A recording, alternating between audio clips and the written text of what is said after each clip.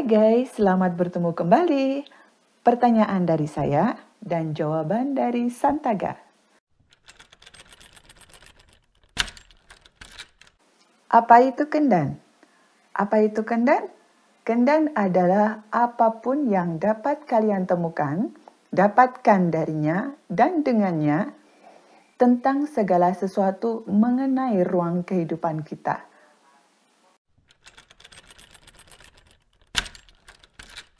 Bagaimana proses ditemukannya kendan? Hafalan Santaga menjawab, dari memori, kesadaran yang terbangunkan, yaitu memori budang atau Santaga. Istilah lainnya, memori dari Santaga yang berhasil diekstrer. Memori itu pasti sudah ada di genetiknya sebagai vibrasinya, atau sebagai trigger yang menarik informasi-informasi atau muatan-muatan yang tersimpan di seluruh alam kehidupan ini. Vibrasi spesifik ini akan menghasilkan frekuensi yang spesifik, sehingga menarik informasi-informasi spesifik yang tersimpan dalam partikel-partikel di alam kehidupan ini. Spesifik ini maksudnya adalah satu topik atau satu rangkaian, jadi bukan random, tetapi tertuju. Informasi-informasi itu tidak lantas seolah seperti seseorang yang tiba-tiba terbangun dan langsung mengetahui segala hal dari awal penciptaan sampai akhirnya. Tetapi, sebagian informasi itu membangunkan dasar pemahamannya berupa tujuan akhir. Tujuan inilah komitmennya. Informasi-informasi itu muncul bertahap dan sesuai dengan perkembangannya, perjalanannya dalam kehidupan. Ini yang dinamakan konsistensi atau takwa. Konsistensi inilah yang membangunkan dan mengaktifkan seluruh kelengkapan informasi dan fasilitas yang selaras dengan komitmennya. Intinya, semua fasilitas dan pengetahuan yang dimiliki budang atau Santaga atau siapapun itu adalah buah dari memiliki komitmen atau tujuan yang jelas dan pasti. Konsistensi di dalam komitmennya itu, inilah iman, yaitu komitmen terhadap tujuan, dan takwa, yaitu konsistensi terhadap tujuan di dalam komitmen.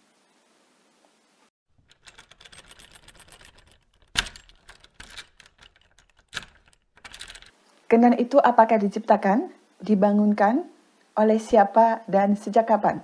Jawaban Santaga. Tidaklah ada sesuatu di alam ciptaan ini yang tidak terciptakan atau terjadikan. Jadi ia kendan diciptakan dan dibangunkan. Dijadikan, disusun, dibangun, dan dibuatkan. Oleh siapa? Oleh hambanya, yaitu Adam.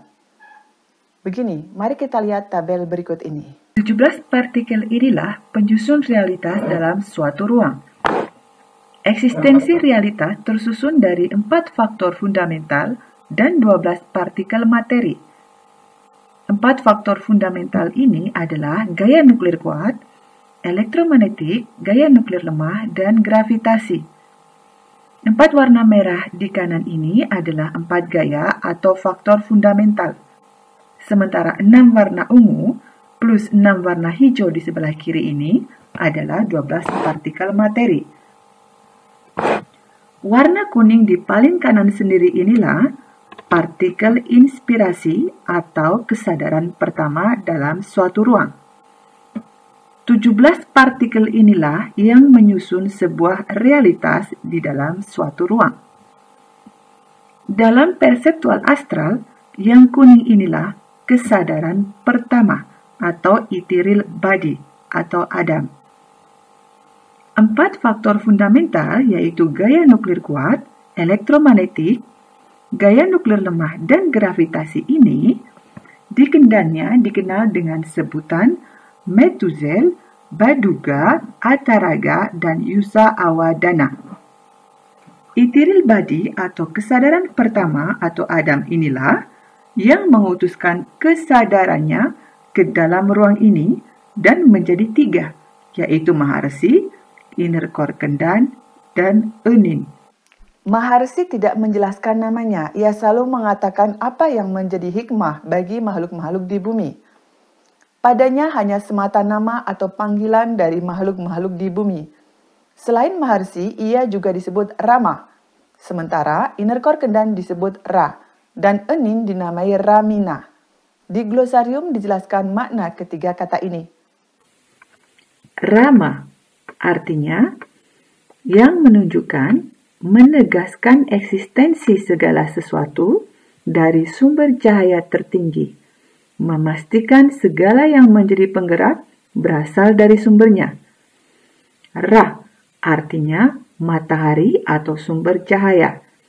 Sumber cahaya yang memberi energi atau menyebabkan aktivitas. Energi tertinggi atau sumber energi yang menjadikan kehidupan. Ramina artinya pasangan dari radiasi sumber cahaya. Darinya sumber penggerak kehidupan yang terlengkapi dengan sisi perasaan atau sisi feminin. Pasangan sisi maskulin atau pasangan Rama. Di kalangan para sepuh, kata Rama ini kemudian menjadi Romo, artinya yang paling dituakan dari semua sepuh, bapak dari semuanya. Beberapa tahun yang lalu, Bako pernah menemui Surya Kencana yang dipanggil Romo oleh para sepuh lainnya. Lalu berkata salah seorang sepuh kepada Bako, beliau dipanggil Romo karena beliau itu Adam. Maksudnya, lihat korelasi dan hubungannya, konsisten dengan penjelasan di sini, mengenai Rama dan Adam. Lepas dari betul atau tidaknya Surya Kencana yang dipanggil Romo itu, membawa memori Rama yang pertama. Para Avalon dan lainnya pernah bertanya kepada Enin, siapakah Budang? Lalu Enin balik bertanya, siapakah jika ia mengetahui tentang elemen-elemen penyusun dasar kehidupan? Simpelnya begini, pembawa memori siapakah sehingga ia mengetahui semua yang dibawa oleh yang pertama menjadikannya? Inner core, Enin dan Kenan itu kan Maharsi. Yang bisa membuka dan menutupnya, siapa lagi? Oke. Di sini sudah mulai paham. Jadi Budang adalah pembawa memori Adam atau Rama? Kalian tahu jawabannya kan? Oke.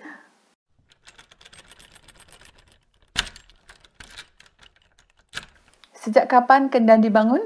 Avalon Santaga menjawab, sejak memulai untuk membangun dan melanjutkan kehidupan di ruang kehidupan kita ini.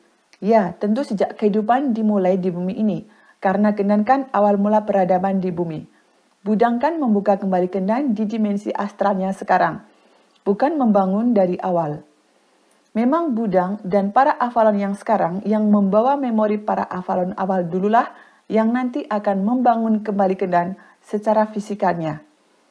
Dan itu yang sedang sama-sama diusahakan sampai sekarang.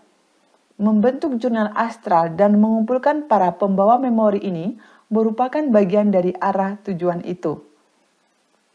Oke guys, penasaran dengan pertanyaan dan jawaban selanjutnya?